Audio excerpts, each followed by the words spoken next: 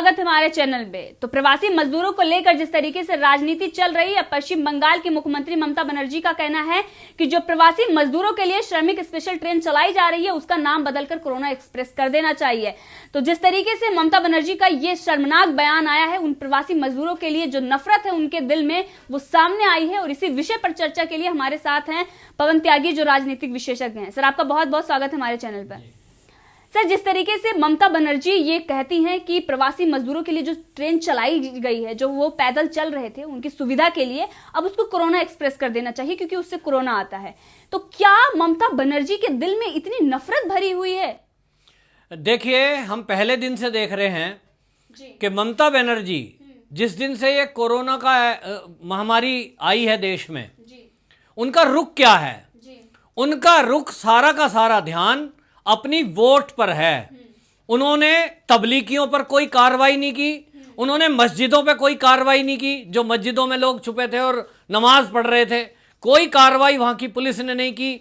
और आज भी उनका जो ध्यान है, उनका जो प्रेम है, उनका जो सारा अरेंजमेंट है, वो बांग्लादेशियों के लिए है, ना कि अपने पश्चिम बंगाल के मूल निवासियों के लिए। उनके दिल में कोई दया नहीं है। और इसलिए आप देखिए कि जिस राजनीति को बदलने के लिए ममता बनर्जी आई थी, लोगों को लग रहा था पश्चिम बंगाल में कि एक नई तरह की राजनीति शुरू होगी, क्योंकि वो 15 साल कम्युनिस्टों के शासन में लोग पिसते रहे, वहां बम और गोलियों का कांड होता रहा, वहां कभी भी हिंदुओं को पनपने नहीं दिया गया। इसलिए ममता बनर्जी से लोगों ने उम्मीद जताई कि ये नई तरह की राजनीति होगी और यहां अब सब धर्मों के लोग समान रूप से रहेंगे। लेकिन ममता बनर्जी जब से आई है, इनका कुछ लोग सोशल मीडिया पे जो अपभ्रंश नाम लेते हैं, मैं उस नाम को नहीं लेना चाहता, लेकिन इन्होंने अपने कारनामों से ये सिद्ध किया कि ये वहां केवल और केवल बांग्लादेशियों को बसाने के लिए, रोहिंग्याओं को बसाने के लिए, शायद इनका पूरा तामझाम और पूरा तंत्र उसी के लिए काम करता है। आप एक बात देखिए, जो रोहिंग्या हैं वहां पर बंगाल में, उनके लिए इन्होंने तुरंत सारी कार्रवाई करते हुए उनके राशन कार्ड बनवाए, उनको आधार कार्ड मिले, उनको रहने के लिए मकान मिला। उनको कोई दिक्कत बंगाल में नहीं हो रही है। पश्चिम बंगाल में अगर सबसे ज्यादा सुविधाएं कहीं प्राप्त हैं किसी एक वर्ग को, तो वो रोहिंग्या हैं।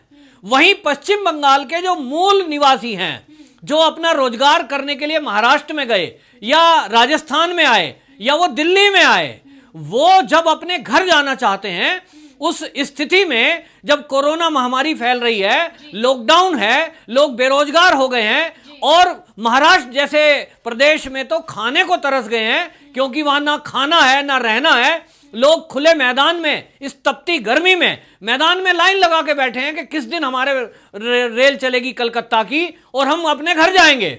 लेकिन एक ममता बनर्जी है कि रेल मंत्रालय के बार बार कहने के बावजूद भी, केंद्र सरकार के बार बार कहने के बावजूद भी वो ट्रेन को अनुमति नहीं देती।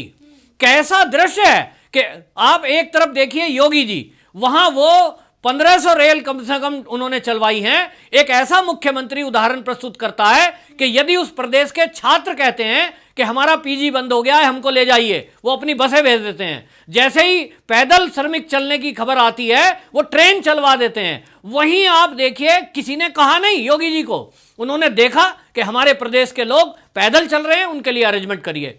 रोडवेज की बसों को इंतजाम हुआ कि सड़क पर पैदल चलता हुआ प्रवासी कोई भी मेरे प्रदेश का है, वो जहां भी रहता हो उसको वहीं छोड़ के आना है।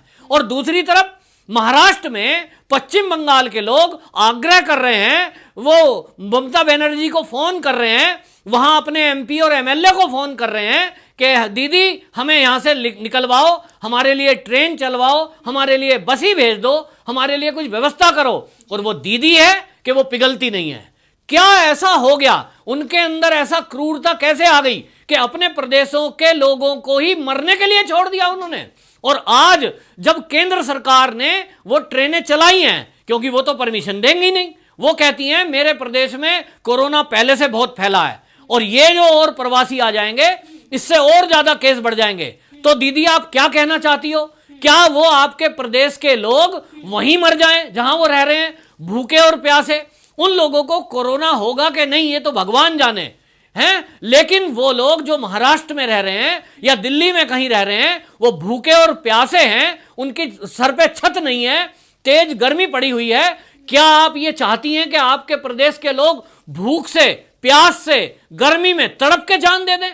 आप इतनी क्रूर क्यों हो गई दीदी? लेकिन ये दीदी है कि बिल्कुल, दीदी कहने को तो बहन को कहते हैं, लेकिन ये अब पश्चिम बंगाल में दीदी नहीं रही हैं, अब ये दादा हो गई हैं। और कैसा दादा हो गया है कि इनके अंदर इतनी हैंकड़ी आ गई है कि ये बात बात पे तो केंद्र से अकड़ जाती हैं, बात बात पे ये मोदी जी को आंखें दिखाने लगती हैं, बात बात पे ये रेल मंत्री को ताड़ देती हैं। अब अगर देखिए, वहां रेल मंत्रालय कह रहा है कि हमारे पास लगभग 40 लाख लोगों का रजिस्ट्रेशन के लिए आग्रह आया है महाराष्ट्र से कि हम यहां फंसे हैं, पश्चिम बंगाल के लिए हमें निकालिए। अब वो कहते हैं 40 लाख लोगों का मतलब आप समझिए, सैकड़ों में ट्रेन चलानी पड़ेगी। लेकिन दीदी हैं कि वो कहती हैं मेरे को तो 9 ट्रेन काफी है। जो आगे आग्रह करते हैं तो चलो जी 40 कर दी उन्होंने, लेकिन 40 ट्रेन में कितने लोग गए होंगे? एक ट्रेन में 1200 बैठते हैं। दीदी उन श्रमिकों को नहीं मंगा रही है जो उसी के हैं, जिनकी जिम्मेदारी उनके ऊपर है, जो ये कहते हैं कि ये जो ममता बनर्जी हैं वो हमारी पालक हैं। आज वो पालक जो मुख्यमंत्री हैं, जिनके ऊपर प्रदेश की जनता की रक्षा की जिम्मेदारी है, स्वास्थ्य की जिम्मेदारी है, खिलाने पिलाने की जिम्मेदारी है, वो उन जिम्मेदारियों से भागना चाहती है और मुंह मोड़कर केवल और केवल रोहिंग्याओं की सेवा में लगी हुई हैं। और इसीलिए आज काफी आक्रोश है। और वो जो पश्चिम बंगाल के लोग हैं, आज वो भी देख रहे हैं कि ये दीदी का कैसा रूप आया है। अरे इससे तो कम्युनिस्ट भी अच्छे, कि जिन लोगों ने कम से कम मरने को तो नहीं छोड़ दिया था अपने प्रदेश के लोगों को, आज की जनता की इतना अपमान ममता बनर्जी ने किया है कि उनको कोरोना कह दिया। आप मजदूरों का इतना अपमान करेंगी? वो मजदूर जैसे तैसे ट्रेनों में चल के आ रहे हैं और आप कहती हैं कि उस ट्रेन का नाम बदल के कोरोना एक्सप्रेस रख दो।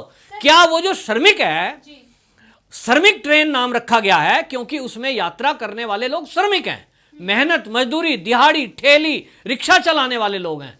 आप उस ट्रेन का नाम श्रमिक ट्रेन से कह रही हो कि कोरोना रख दो। क्या वो श्रमिक कोरोना है? क्या वो एक वायरस है? तो ममता बनर्जी से मैं पूछना चाहता हूं कि उन्होंने अपने ही प्रदेश के, उनके ही वोटर जिनकी जिम्मेदारी उसके ऊपर है, उनका इतना अपमान क्यों किया कि आप अपने प्रदेश के श्रमिकों को जो आ रहे हैं, पहली बात तो उनको आने नहीं दे रही। अरे अगर रोग बढ़ भी जाएंगे तो क्या आपको केंद्र से मदद नहीं मिल रही? आपके पास डॉक्टर नहीं है, आपके पास हॉस्पिटल नहीं है, और अगर नहीं है और आप अपने प्रदेश के वासियों का इलाज नहीं कराने में सक्षम है तो केंद्र को कहो कि वहां राष्ट्रपति शासन लगा दो, मुझसे राज्य नहीं संभल रहा है, आप राज्य वालों को संभालो, तो केंद्र संभाल लेगा। लेकिन दीदी, अगर आपकी जिम्मेदारी बनती है तो आपको कोई हक नहीं है कि आप अपने प्रदेश के लोगों को कोरोना कहें। और इनकी तुष्टीकरण की राजनीति किस तरीके से ये प्रवासी मजदूरों को जो उनके लिए ट्रेन चलाई गई है पूरे देश में, उनको कोरोना उनको बताती हैं कि कोरोना वायरस है वो, लेकिन किस तरीके से जमातियों पर ये चुप रहती हैं जिन्होंने पूरे देश में कोरोना फैलाया। वहीं पर अजमेर से ये ट्रेन बुलाती हैं, वो कोरोना वायरस की ट्रेन नहीं होती है। तो ये सब जो इनकी राजनीति है कि किस तरीके से घटिया और ओछी राजनीति, सिर्फ और सिर्फ वोट बैंक की राजनीति, तो इससे अब जनता भी त्रस्त हो चुकी है। अब इनको चुनाव में जवाब देगी। लेकिन वहीं अगर बात करें हम दूसरी तरफ महाराष्ट्र की, तो महाराष्ट्र में किस तरीके से प्रियंका चतुर्वेदी हैं जो शिवसेना की नेता हैं। ये पहले कांग्रेस में थी, लेकिन कांग्रेस से शिवसेना में आने के बाद भी इनकी जो मानसिकता है, इनका जो चरित्र है वो बिल्कुल भी बदला नहीं है। कुछ दिन पहले इन्होंने स्मृति ईरानी को लेकर फेक न्यूज चलाई थी और अब किस तरीके से इन्होंने महाराष्ट्र को अच्छा दिखाने के लिए फेक न्यूज चलाया। तो पहले तो उद्धव ठाकरे ने किस तरीके से ये दिखाया कि महाराष्ट्र का जो सीएम है वो पूरी दुनिया का, पूरे देश का सबसे बेस्ट सीएम है, लेकिन हालात सबको पता है। और प्रियंका चतुर्वेदी जिस तरीके से फेक न्यूज फैलाकर ये दिखाने की कोशिश कर रही हैं कि महाराष्ट्र और मुंबई का जो हाल है बहुत सही है, उसी पर आप बताइए सर कि आखिर हालात क्या हैं और जिस तरीके से इन्होंने ये न्यूज क्या दिखाई है। असल में देखिए, ये आपने सही कहा कि प्रियंका चतुर्वेदी असल में कांग्रेस से गई हैं और कांग्रेस का कल्चर क्या है तो वो उनके डीएनए में है। और वो शिवसेना में जाने के बाद भी ऐसा नहीं है कि वो भूली नहीं है, उनको वही लगता है। और शिवसेना भी अब तो कांग्रेस हो गई है, तो इसलिए वो फेक न्यूज चलाना, झूठ बोलना, देश विरोधी बातें करना, ये सब अब उनकी हैबिट में है। और अब शिवसेना क्योंकि कांग्रेस हो गई है तो इसलिए उनकी वहीं पे वही भाषा है। और जैसा उन्होंने टाइम्स ऑफ इंडिया का हवाला दिया, वो टाइम्स ऑफ इंडिया और ये खुद से फेक न्यूज चलाने में माहिर हैं, उसी का हवाला देते हुए वो खुद की तारीफ कर रही हैं कि महाराष्ट्र में जो स्लम एरिया है वहां जो टेम्परेचर नापा जा रहा है, लोगों का ध्यान रखा जा रहा है, इसकी बड़ी तारीफ हुई है। अपने आप मुंबई की तारीफ कर रही हैं, जबकि मुंबई एक ऐसा हॉटस्पॉट पहले दिन से बना हुआ है और आज भी भारत में सबसे ज्यादा केस अगर कहीं हैं तो वो मुंबई में है। और इसलिए पता नहीं उनको ये काम दिया गया होगा उद्धव ठाकरे की तरफ से, क्योंकि वो प्रवक्ता रही हैं, तो उनका ये काम है कि वो उद्धव ठाकरे की तारीफ करें और उद्धव ठाकरे को बचाने की कोशिश करें, चाहे उसके लिए उनको कितना ही झूठ क्यों ना बोलना पड़े या कितना भी मीडिया को मैनेज क्यों ना करना पड़े। तो पुराने ताल्लुकात उनके मीडिया वालों से रहे हैं, कांग्रेस प्रवक्ता रहते हुए उन्हीं ताल्लुकातों का शायद वो यूज कर रही हैं और उद्धव ठाकरे को बचाने की कोशिश कर रही हैं, एक फेक न्यूज बनाकर बातें उठाकर। तो उन्होंने जो बड़ी बात कही है, उन्होंने कहा है कि जिस तरीके से मुंबई कोविड-19 से लड़ रही है उस मॉडल को पूरे देश ने अडॉप्ट किया है। तो ये जो उनकी न्यूज थी, नीति आयोग ने बोला कि ये सरासर गलत है, ये फेक न्यूज थी। उसके बाद भी किस तरीके से इनको शर्म नहीं आती और ये पूरे देश में क्या फैलाना चाहती है कि लोगों को डराना चाहती हैं। लोग वैसे ही डरे हुए हैं महाराष्ट्र का हाल देख के, और अगर पूरा नेशन अगर उसको अडॉप्ट कर लेगा, इसका मतलब है तो भारत की तो बुरे दिन आने वाले हैं। ये जो है इस तरह से कहकर कि हम जो स्लम एरिया में कर रहे हैं उसको पूरा भारत अपनाने वाला है, ये केंद्रीय एजेंसी ने कहा है, बड़े अधिकारियों ने कहा है। तो ये आपने ठीक कहा कि ये पूरे देश में एक भ्रम फैलाना चाहती हैं ताकि उन स्लम एरियो में भय व्याप्त हो जाए।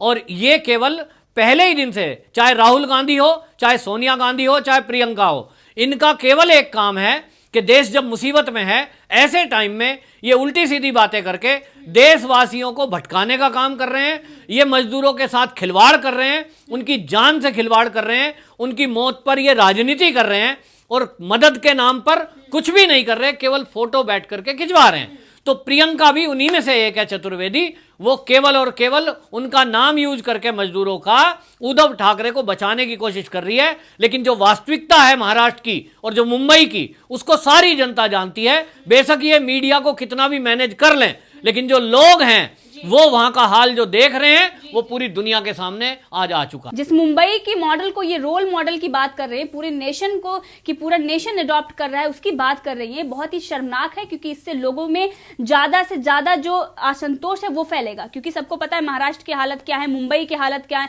अगर पूरे देश के हालत यही हो गए तो फिर भगवान ही बचाए। जी, आपका बहुत बहुत धन्यवाद हमसे जुड़ने के लिए।